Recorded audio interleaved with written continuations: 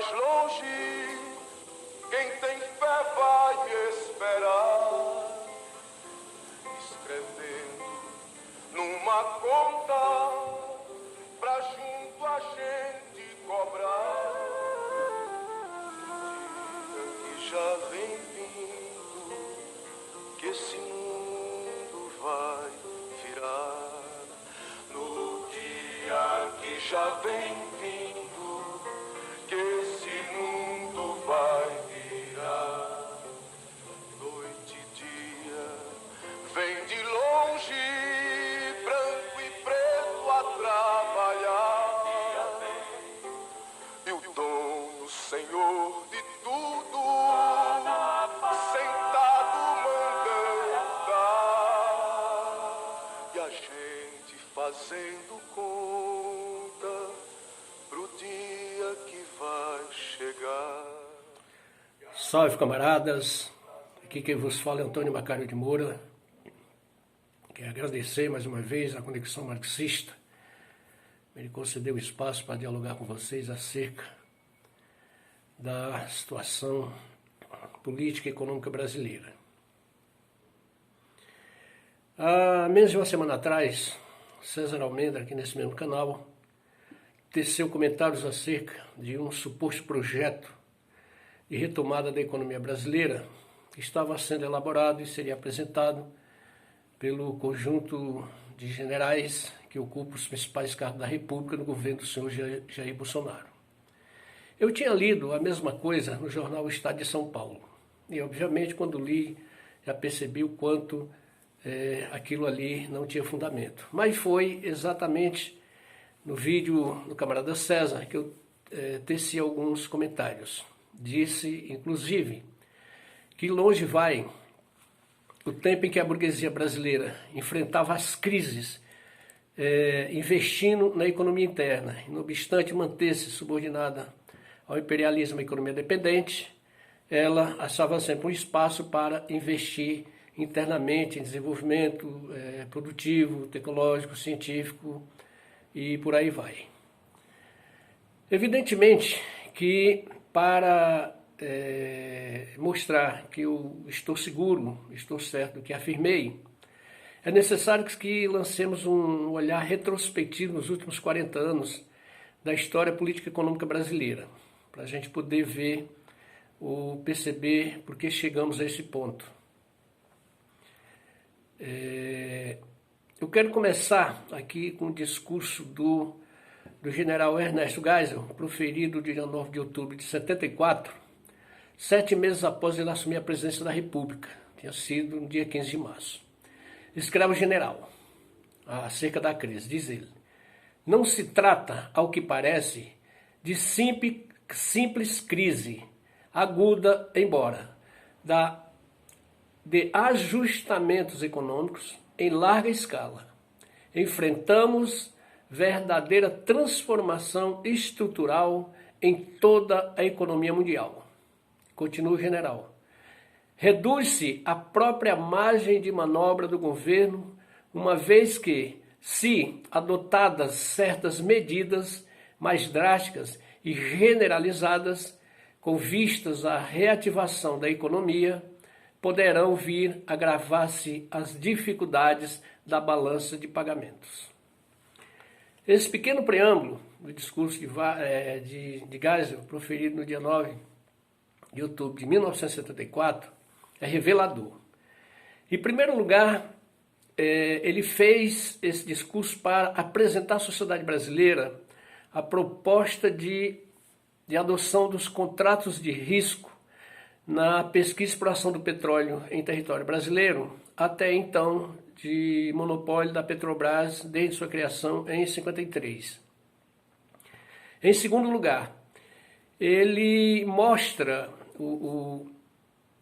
uma das deficiências de economia dependente e subdesenvolvida como a nossa, pegando a engenhoca do modelo econômico da ditadura militar, mormente o milagre econômico 68, 73, voltada, calcada na superexploração do trabalho e na produção para exportação.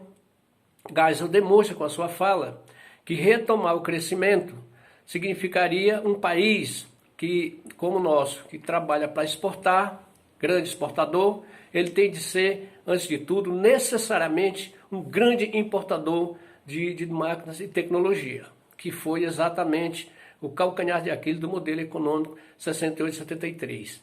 E que, diante da crise, e ele assumiu o governo no alvorecer das inviabilidades do milagre econômico, ele havia prometido à classe dominante brasileira, normalmente a empresarial, um segundo Plano Nacional de Desenvolvimento, segundo PND, que ele levaria à frente para repor os lucros e a dinâmica da economia que já perdida há um ano e pouco.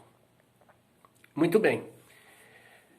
Não foi o que aconteceu, evidentemente. O Geisel acabou explicando isso, que estava comprometido, mas a partir daquele momento a classe dominante brasileira assumiu ou colocou como pauta, içou a bandeira da ausência do Estado, ou diminuição do Estado, interferência do Estado na estrutura do modelo econômico brasileiro.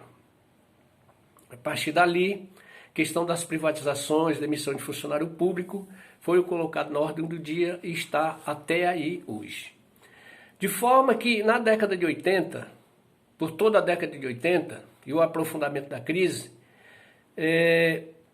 na impossibilidade da classe dominante, produtora, né, dona das empresas, extrair seu lucro da produção e venda de mercadorias, devido à crise mundial, ela passou, evidentemente, a lucrar no mercado especulativo, repor seus lucros a partir do mercado especulativo, que toma força, vira mesmo a dinâmica do sistema de acumulação e do sistema capitalista, a partir da quebra do contrato, aliás, do acordo de Bretton Woods, que prevalecente entre 1945 e 71.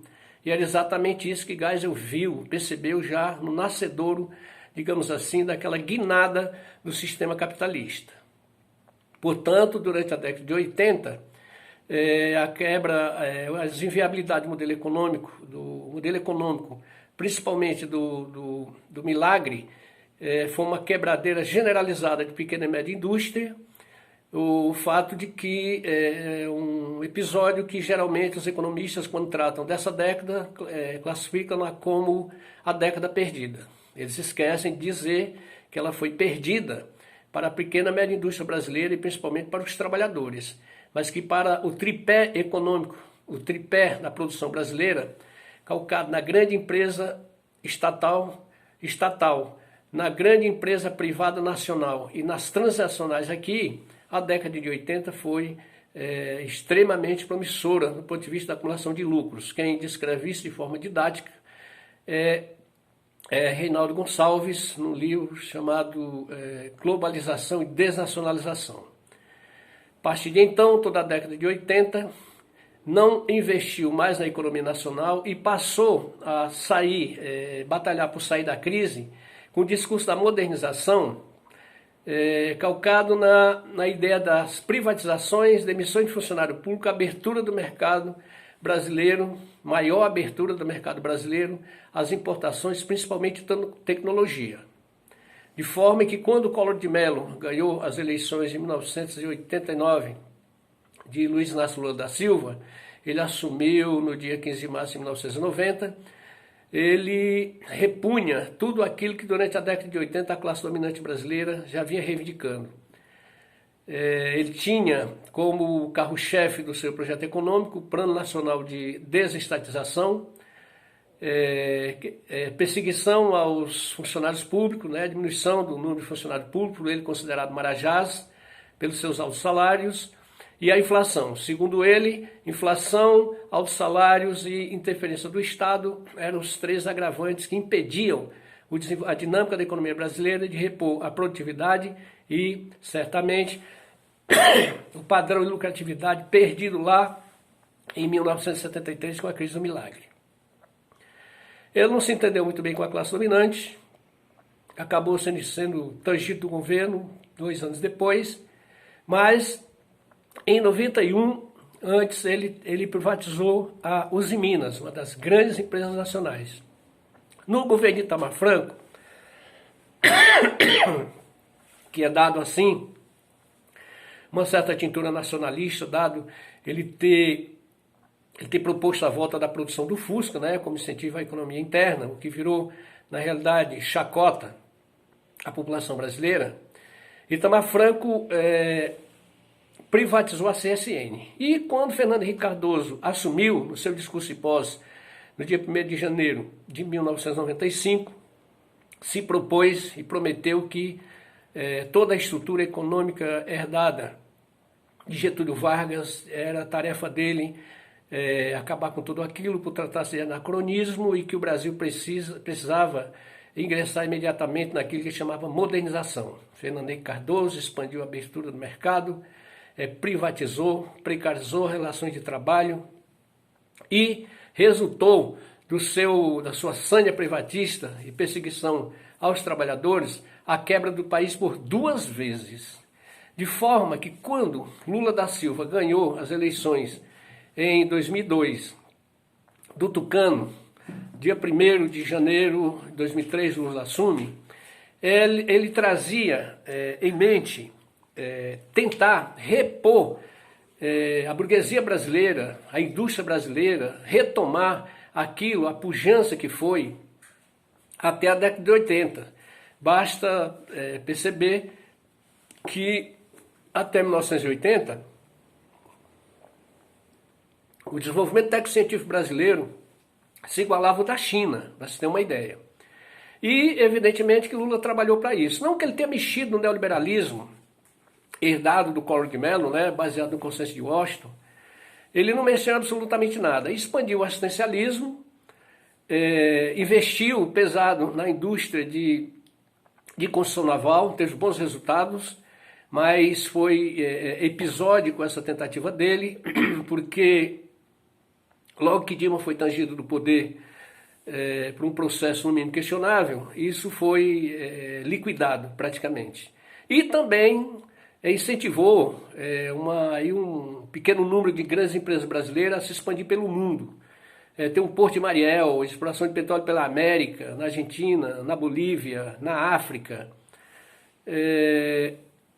De forma que o Lula, esse projeto do Lula, que ficou conhecido como neodesenvolvimentismo, era nesse sentido, de repor a burguesia brasileira no outro patamar que vinha patinando ou sendo diminuída, e é isso que caracteriza, né, a burguesia hoje, à medida em que o Estado foi saindo da economia, passando para o controle privado, uma quantidade enorme do patrimônio estatal, ela foi encolhendo junto, e os trabalhadores foram sofrendo com precarização, caça de seus direitos, enfraquecimento dos sindicatos, e o Lula não deixou nada disso. Ele não mudou as privatizações, ele continuou com os leilões do petróleo, por exemplo, ele transferiu para a iniciativa privada uma quantidade enorme de estradas federais, mas, de qualquer forma, navegando aí no bom momento da economia mundial, o desemprego chegou à base dos 5%, fez alguma coisa. Acontece que a burguesia brasileira não abraçou esse projeto nacional, esse neodesenvolvimentismo. Por quê? De longe ela já tinha abraçado o contrário. A questão da financiarização, ela não tem como enfrentar, ela está tranquila, ganhando muito dinheiro a partir disso. De forma que, aos primeiros sinais da crise, da corrupção do mensalão e depois com a Lava Jato, o objetivo da classe dominante e os poderes não era simplesmente perseguir o PT, tirar o Lula, como tiraram de forma questionável nas eleições de 2018, mas principalmente um ataque às empresas brasileiras que estavam ganhando espaço pelo mercado mundial. Isso mostra que o imperialismo, a exemplo de 40 anos atrás, não mais consegue conviver com países da periferia com grau razoável de industrialização, desenvolvimento econômico e científico. Exatamente por isso foi que eu verifiquei na proposta dos generais um arremedo de projeto incapaz de ser levado à prática, principalmente tendo em mente uma figura como Paulo Guedes.